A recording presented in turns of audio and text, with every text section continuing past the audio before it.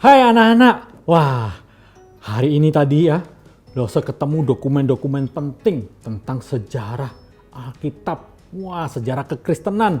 Wah, Losa seneng banget. Losa mau pelajarin. Udah Losa siapin kaca pembesar. Yuk, ikuti Losa yuk. Ya, sama-sama ya. Tapi sebelumnya kita berdoa dulu supaya Tuhan memberikan kita hikmat dan pencerahan ya dari Roh Kudus. Yuk, Losa taruh dulu nih, banyak banget. Tunggu, pelan-pelan. Oke, nah anak-anak kita berdoa dulu ya. Lipat tangan, tutup mata. Tuhan Yesus, kami kembali datang kepadamu bersyukur untuk hari ini. Kami boleh datang beribadah kepadamu. Dan sekarang kami mau mendengarkan firman-Mu. Tuhan berikan kami telinga seorang pendengar dan hati yang terbuka untuk menerima masuk segala firman yang begitu luar biasa dalam hidup kami. Dan berkaryalah melalui hidup kami supaya kami pun boleh menjadi pelaku firman. Terpujilah namamu, di dalam nama Tuhan Yesus Kristus kami berdoa. Haleluya, amin. Nah anak-anak, pernah berpikir nggak sih, kok zaman Tuhan Yesus hidup itu kan di Israel. Nah kita kan hidup di Indonesia. Nah gimana itu kekristenan bisa sampai di Indonesia? Nah kalau anak-anak ingat, waktu Tuhan Yesus hidup ya, kemudian Allah, sebentar, Losa tarik ke belakang lagi. Kenapa Tuhan Yesus datang ke dalam dunia? Karena Allah sudah berjanji mau menyelamatkan manusia, sehingga Allah mengutus anak yang tunggal melalui Yesus untuk menyelamatkan kita semua.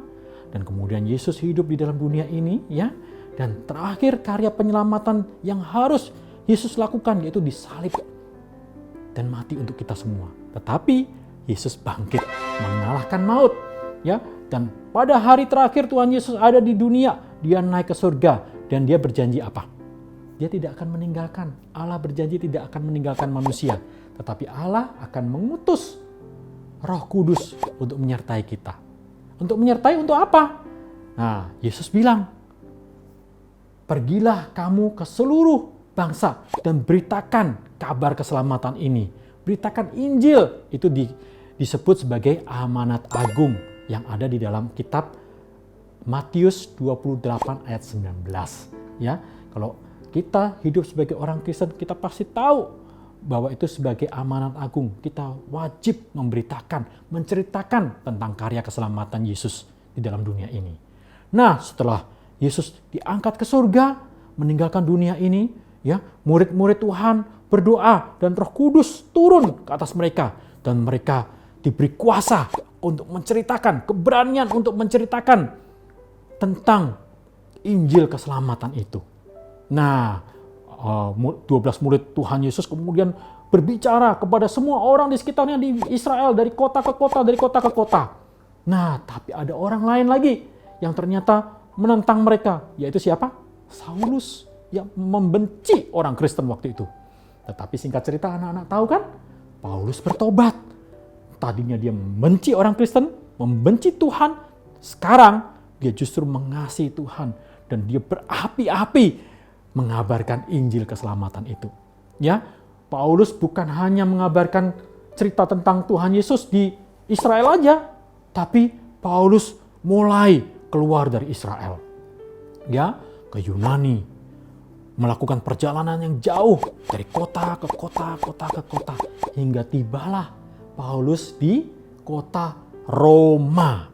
Ya, di zaman itu Roma adalah pusat kemajuan dunia, ya. Karena Roma itu kota yang sangat besar, kota yang sudah maju sekali. Jalan-jalannya bagus, gedung-gedungnya juga bagus, ya.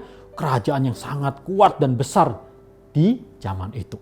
Nah, Paulus tiba di Roma dan dia tinggal di situ dan dia juga memberitakan kabar keselamatan ini. Dia mulai bercerita kepada orang-orang di sekitar di kota Roma itu, ya, menceritakan tentang Tuhan Yesus.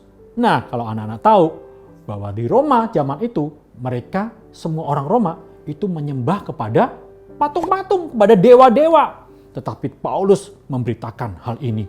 Sembahlah Tuhan Yesus karena Tuhan itu yang menciptakan dunia, begitu ya. Sehingga banyak orang sedikit demi sedikit percaya kepada Tuhan. Tapi kaisar waktu itu yang berkuasa di Roma tidak suka. Ini siapa ini ya? Paulus ini ya. Kita ini orang Roma menyembah patung, menyembah dewa. Kok diajakin menyembah Tuhan Yesus? Wah, nggak suka. Kaisarnya namanya Kaisar Nero.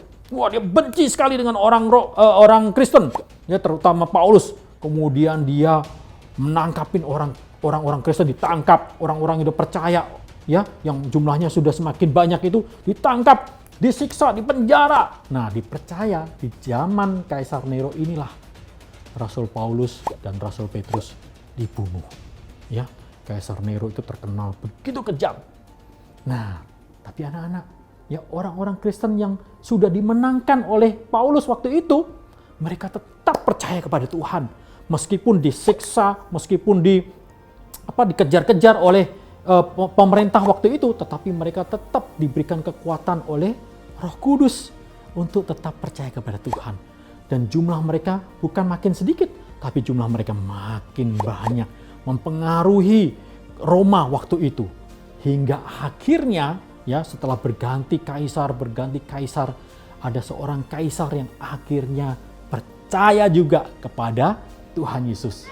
Kaisar siapa? Kaisar Konstantin. Ya, sejak Kaisar Konstantin percaya kepada Tuhan Yesus, karena dia kaisar, dia pemimpin negara itu, maka kekristenan berkembang begitu pesat, ya. Kekristenan tidak lagi ditangkep-tangkepin, tidak lagi dilarang. Bahkan, kaisarnya sangat mendorong orang-orang yang belum percaya kepada Tuhan Yesus untuk juga percaya kepada Tuhan Yesus. Sehingga kekristenan waktu itu berkembang makin luas, makin banyak orang yang percaya kepada Yesus.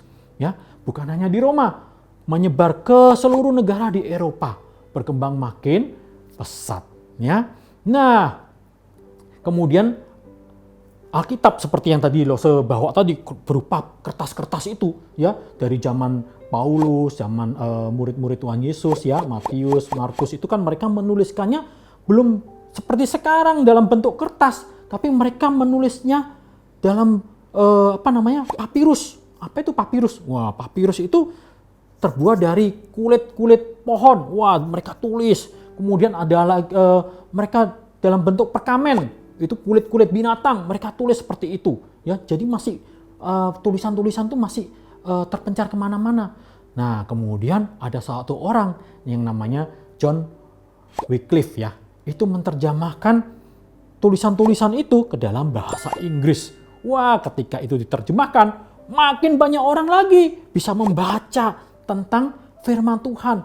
Makin banyak orang yang percaya kepada Tuhan Yesus. Apalagi setelah terciptanya mesin cetak.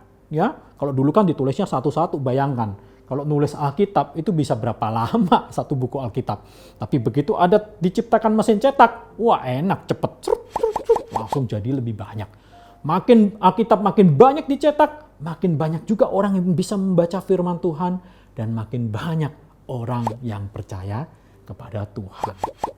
Nah, tapi dalam perkembangannya di Eropa waktu itu, pemimpin-pemimpin gereja bukannya menjadi makin baik, ternyata makin menyeleweng, jauh dari ajaran firman Tuhan.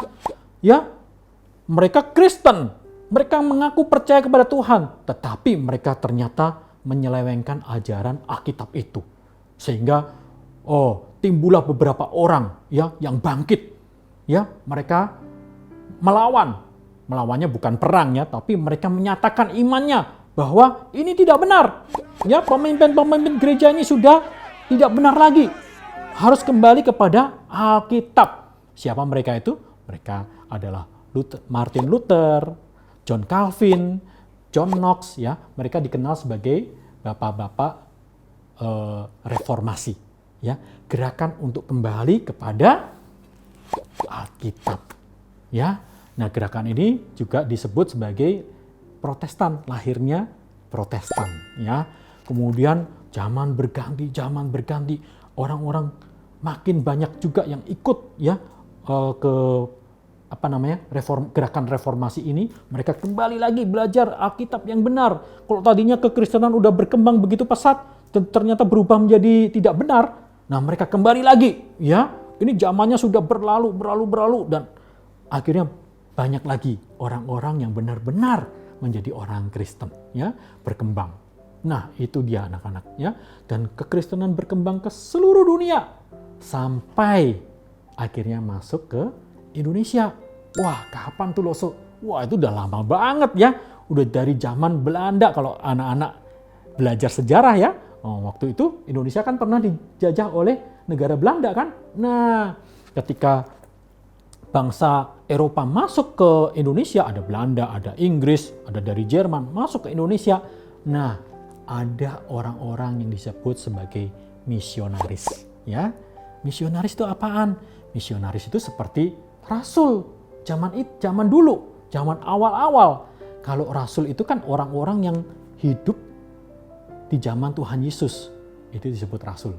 Tapi setelah zaman berganti, ada orang-orang yang punya hati dan kerinduan seperti Paulus, seperti rasul-rasul waktu itu, pengen semua orang di dunia ini bisa mendengarkan firman Tuhan dan mendapatkan keselamatan dari Tuhan Yesus. Mereka disebut sebagai misionaris. Dan misionaris ini datang dari Eropa, ya, ke Indonesia zaman dulu banget di tahun 1700, 1800 ya. Mereka datang ke Indonesia, belajar bahasa. Waktu itu belajar bahasa Indonesia. Kalau mereka yang datang ke Sumatera ya, itu mereka belajar Sumatera ya, belajar bahasa Sumatera. Itu misionarisnya yaitu Inger Ludwig Nommensen ya, dia mendarat di Sumatera. Kemudian ada lagi Joseph Kam, dia mendarat di Maluku, dia belajar bahasa Maluku. Ada Albertus Christian Kruit di Sulawesi dan juga ada William Robinson di Jawa ya. Mereka orang-orang yang dipanggil Tuhan untuk memberitakan kabar keselamatan ini. Sehingga hingga saat ini kita semua, Lause dan anak-anak, mengenal Tuhan Yesus melalui orang-orang para misionaris ini.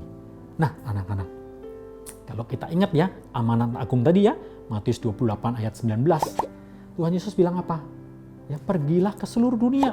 Itu perintah bukan hanya untuk orang-orang yang tadi lo sebut tadi. Paulus, Petrus, terus siapa lagi? Martin Luther, terus siapa lagi? Nommensen dan lain sebagainya. Bukan hanya untuk mereka saja, termasuk untuk Lose dan anak-anak semua. Yuk anak-anak, kita sama-sama melaksanakan amanat agung ini. Ya, hari ini kita sudah belajar bagaimana kekristenan berkembang dari zaman Tuhan Yesus di Israel, berkembang ke Eropa, bahkan sampai ke Indonesia, sampai ke Jakarta ini. Dan itu merupakan jasa dari orang-orang yang punya hati untuk mengabarkan Injil. Dan kita pun dipanggil Tuhan untuk melakukan hal yang sama. Anak-anak bisa lakukan apa?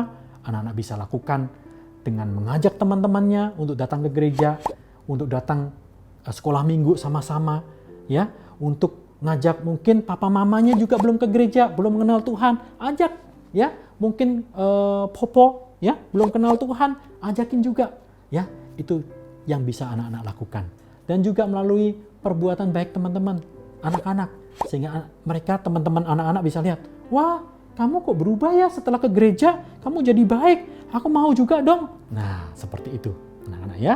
Nah, anak-anak, firman Tuhan begitu luar biasa bagi kita semua. Yuk kita lakukan.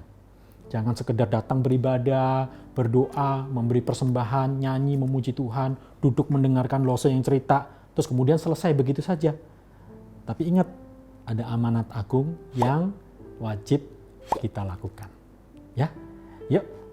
Sebelum kita kembali kepada ibadah kita hari ini, kita akan membaca satu ayat hafalan kita yang diambil dari 2 Korintus 5 ayat 17. Jadi, siapa yang ada di dalam Kristus, ia adalah ciptaan yang baru. Yang lama sudah berlalu, sesungguhnya yang baru sudah datang. Oke, firman Tuhan sampai di sini, kita kembali kepada ibadah kita. Dah.